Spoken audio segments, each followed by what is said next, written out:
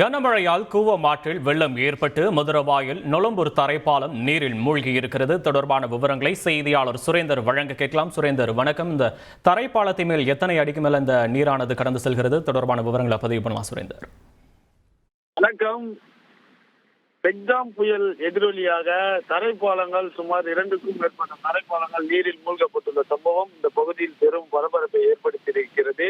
சென்னை புறநகர் பகுதிகளில் பார்த்தோம்னா நேற்று இரவிலிருந்தே விட்டு கனமழையானது பெய்து வந்தது. இதனைத் தொடர்ந்து காலையில் இருந்து இந்த மதுரவாயில், அதே போன்று போரூர், நொளம்பூர் உள்ளிட்ட சுற்றுவட்டார பகுதிகளில் விட்டு பெய்த கனமழை இடைவிடாமல் தொடர்ந்து அதிதீவிர கனமழையாக வலுப்பெற்று தொடர்ந்து இந்த பகுதியில் பெய்ய தொடங்கியது. இதனால் தற்போது நொளம்பூர், மதுரவாயில், அதே போன்று அடையாளம் போட்டு செல்லக்கூடிய தரைப்பாலங்கள் சுமார் 3க்கும் மேற்பட்ட தரைப்பாலங்கள் நீரில் மூழ்கடிக்கப்பட்டுள்ளது. அந்த காட்சிகளை நேரடியாக காண முடிகிறது. குறிப்பாக மதுரவாயில், அதே போன்று அடையாளம் சுமார் 2 அடிக்கு மேல் மழைநீர் என்பது பாலத்தின் மேலே ஏறி காட்சிகளை நேரடியாக காண முடிகிறது.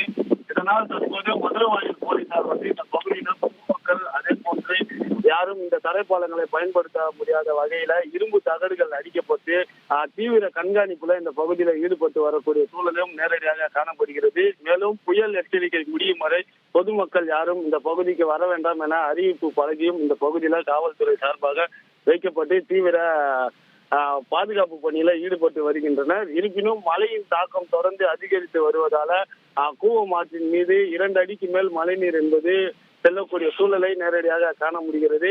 இதனால் சுமார் 2க்கும் மேற்பட்ட தரைப்பாலங்கள் மூழ்கடிக்கப்பட்டிருக்கிறது.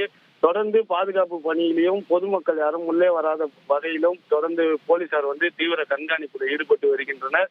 இருப்பினும் மழை அதிகரிக்கும் பட்சத்துல மேலும் தரைப்பாலங்களின் மீது அபாயகரமாக தண்ணீர் ஓடக்கூடிய சூழல் என்பதுதான் இந்த பகுதியில் நிலவி வருகிறது.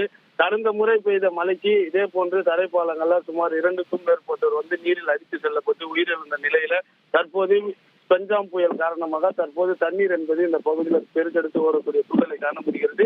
இருப்பினும் தொடர்ந்து போலீசார் தீவிர தடுப்பு நடவடிக்கை மேற்கொண்டு வருகின்றனர். விரிவான விவரங்களுக்கு நன்றி சுரேந்தர்.